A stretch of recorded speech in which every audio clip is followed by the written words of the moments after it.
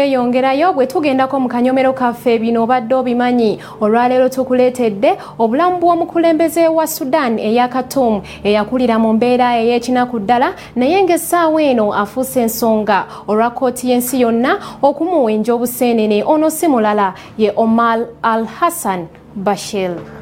Ono ye mukulembeze w'eggwanga lya Sudan eya Khartoum nga kkooti y'ensi yonna yakamuyita enfunda eziwera yennyonnyoleko ku misango egy'enjawulo egimuvunaanibwa naye nga yenfuula nampulira zibi.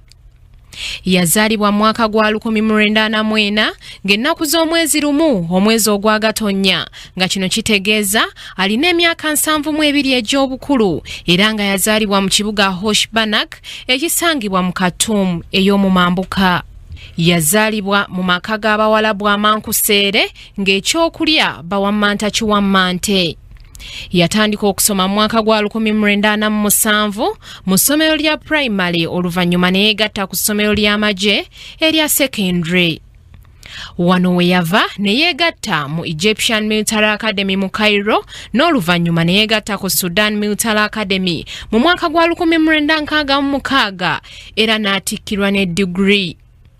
Musajja muyivu ddala ng'alina degree mu kutendeka amagye okuva mu ggwanga lya Pakistan ne Malaysia. Alina ne degree mu social sciences okuva mu Gezira era ng'awangudde engule ennyingi ddala.